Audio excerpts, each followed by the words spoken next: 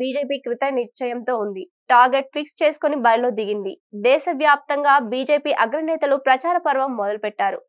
Party senior నేత నరేంద్ర మోడీ తెలంగాణపై ప్రత్యేక ఫోకస్ పెట్టారు. వీలైనన్ని ఎక్కువ సీట్లు గెలవాలనే లక్ష్యంతో పావులు కదుపుతున్నారు. 2 రోజుల పాటు తెలంగాణలో పర్యటించనున్నారు. రానున్న పార్లమెంట్ ఎన్నికల్లో బీజేపీ 370 సీట్లను గెలుస్తుందని ప్రధాని మోడీ కొన్ని రోజుల క్రితం లోక్ సభలో ప్రకటించారు. ఇదే టార్గెట్ తో బీజేపీ లోక్సభ ఎన్నికలకు సమాయత్తమవుతోంది. తెలంగాణలో సైతం మొత్తం 17 సీట్లను కైవసం చేసుకోవాలనే లక్ష్యంతో బీజేపీ ముందుకు సాగుతోంది.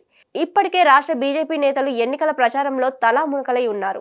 మరోవైపు ప్రధానమంత్రి నరేంద్ర మోడీ తెలంగాణలో పర్యటించబోతున్నారు. మార్చి 4, 5 తేదీల్లో 2 రోజుల పాటు ఆయన పర్యటన కొనసాగుతోంది. ఆదిలాబాద్, సంగారెడ్డి జిల్లాలో మోడీ పర్యటిస్తారు. వాస్తవానికి మార్చి 4వ తేదీన కేంద్ర హోంమంత్రి అమిత్ షా తెలంగాణలో పర్యటించాల్సి ఉంది. అయితే మోడీ పర్యటనల నేపథ్యంలో ఆయన పర్యటన రద్దయింది.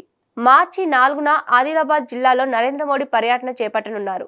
పలు అభివృద్ధి పనులకు శంకుస్థాపన చేస్తారు. అదే విధంగా ఆదిలాబాద్ లో బహిరంగ సభలో పాల్గొంటారు. మార్చి 4 రాత్రి హైదరాబాద్ లోని రాజ్ భవన్ లో బస చేయనున్నారు. మార్చి 5న సంగారెడ్డి జిల్లాలో పర్యటించనున్నారు. సంగారెడ్డిలో పలు అభివృద్ధి పనులకు శంకుస్థాపన చేస్తారు. ఆ తర్వాత జరగనున్న బహిరంగ సభలో పాల్గొంటారు. కార్యక్రమాలు పూర్తయిన అనంతరం ఢిల్లీకి తిరుగు పయనం కానున్నారు. Hit TV presents like, share, comment. TV వాళ్ళకు కూడా నేను ఒక సర్ప్రైజ్ ఇద్దాం అనుకుంటున్నాను. మీరు మాత్రమే జెస్సీ ఎందుకు అయ్యారు? ఇలాంటి అమ్మాయిలకి పిలవడానికి బాగుంటుంది.